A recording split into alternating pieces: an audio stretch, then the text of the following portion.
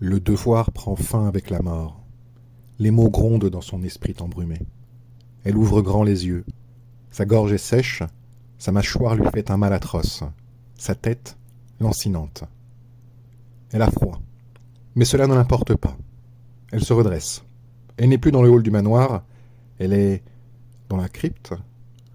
Son armure et ses armes sont posées à ses pieds. Une fine couche de poussière les recouvre. La recouvre. Un bruit sourd l'assaille, répétitif, régulier, comme un battement de cœur. Il la frappe encore et encore. Elle porte ses mains à ses tempes, elle veut que cela cesse.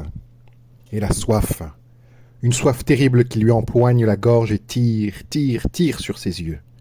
Elle monte dans la cour. La lune, pleine et froide, éclaire le manoir comme en plein jour. Elle distingue une silhouette à la fenêtre. Un homme. La soif.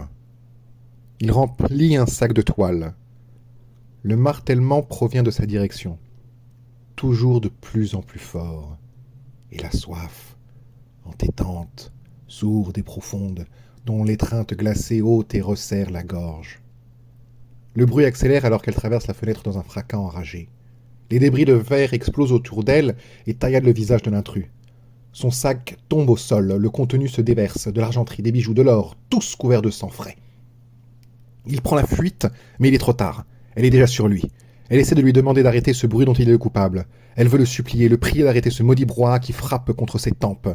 Mais la soif l'en empêche. Un feulement étouffé est tout ce qui en sort. Sa mâchoire lui fait de plus en plus mal. Ce tambourinement qui ne s'arrête pas. L'homme tente de s'enfuir. Il se débat, hurle. Il sort un couteau et la transperce. Elle recule, mais ne s'écroule pas. Elle ne sent rien. Si ce n'est la soif. Elle se jette sur l'homme. Ses appels à l'aide résonnent dans le couloir, restent sans réponse. Les portraits au regard vide sont les seuls témoins de la scène. Le battement. Tout en se rapprochant du cou de sa victime, elle sent deux pointes percer sa lèvre. Le parfum de la peur l'enivre et ses palpitations du sang dans ses veines la font chavirer. Si soif. Elle va bientôt pouvoir se désaltérer. Elle va enfin mettre fin à ce bruit infernal. Oh diable, cet intrus! Il n'avait qu'à pas être là. Pourquoi est-il sur son territoire? Il n'est rien si ce n'est de la nourriture. Tous les mortels le sont. Tous! Elle s'arrête. Net. L'homme se met à pleurer. Une odeur âcre emplit le couloir. Que lui arrive-t-il? Son regard perdu lui est retourné dans un morceau de verre au sol.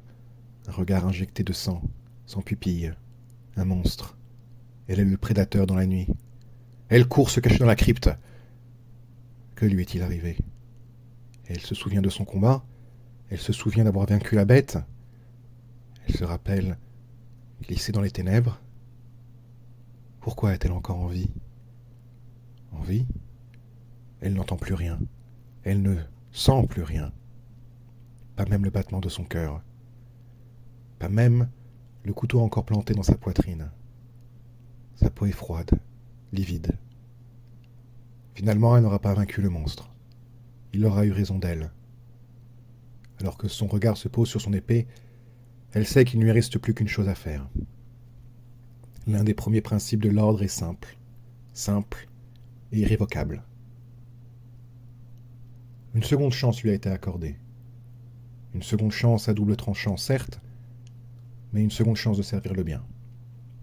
Et tant qu'il lui restera une once de volonté pour repousser cette soif dévorante, elle continuera à lutter. Le devoir prend fin avec la mort.